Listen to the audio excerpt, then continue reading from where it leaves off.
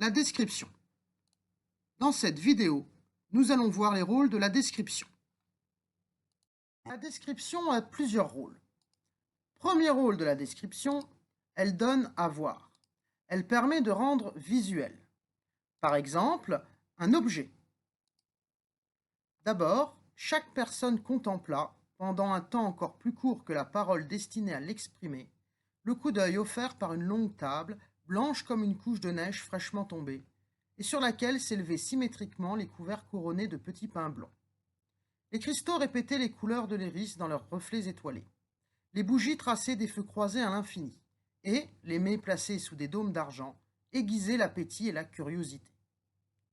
Ici, grâce à cette description, le lecteur peut s'imaginer la table.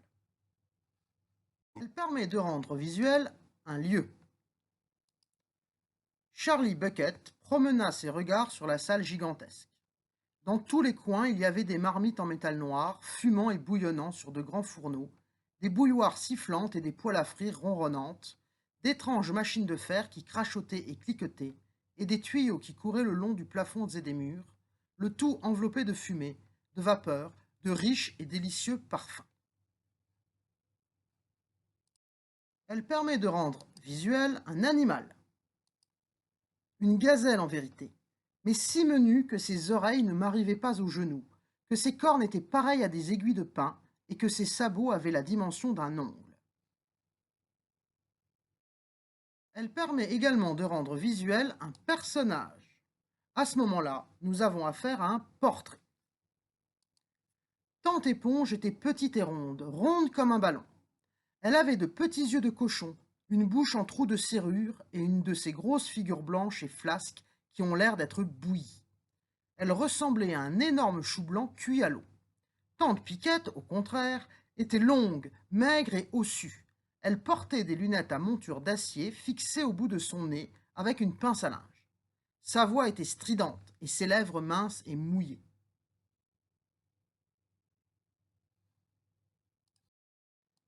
La description donne donc une image précise et réelle de ce que le lecteur ne voit pas, en donnant des caractéristiques.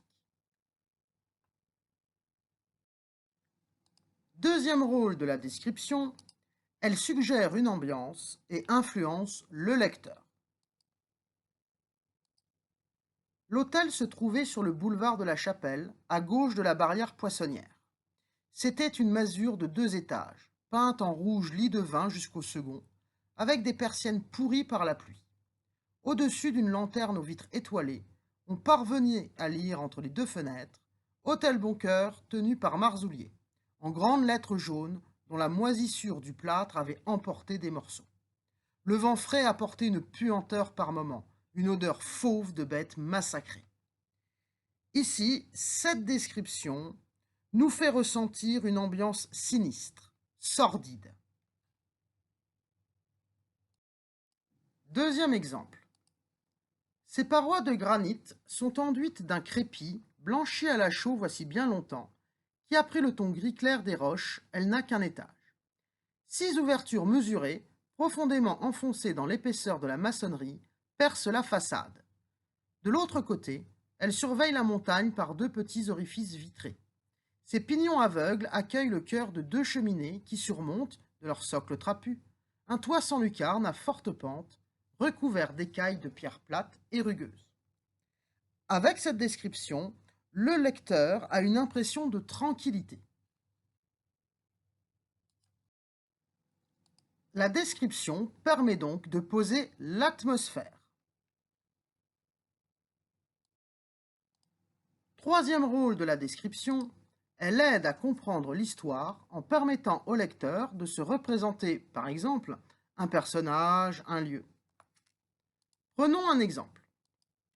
Cyril Cambusa, 23 ans, rectifiait sa tenue, neuve et bleu marine, un peu grande pour lui.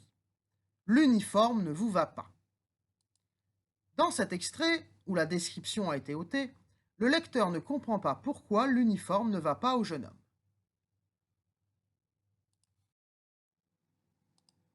Voici l'extrait avec la description.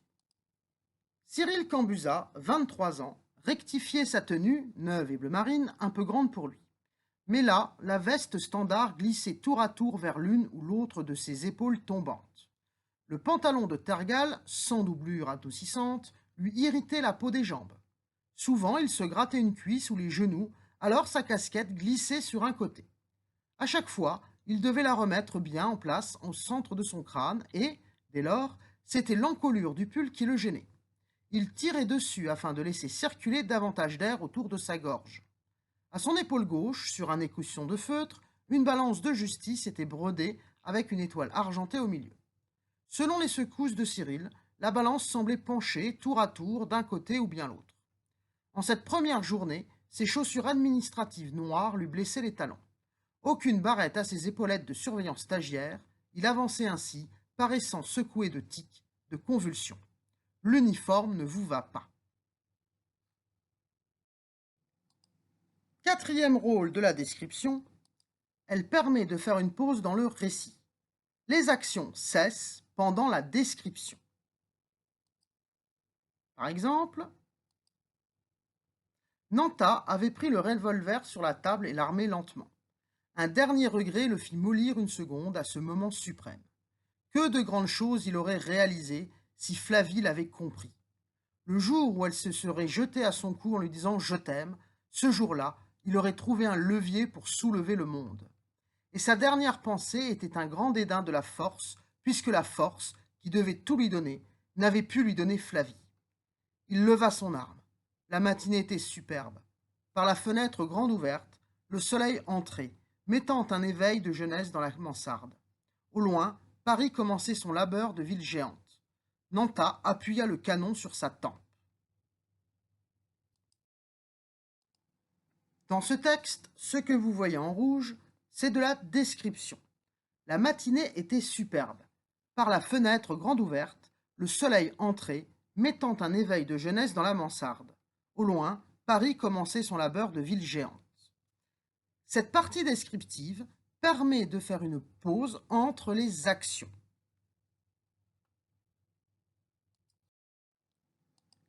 Dernier point dans cette vidéo sur les rôles de la description, il ne faut pas oublier que la quantité de description dans un roman est plus ou moins importante selon les choix de l'auteur.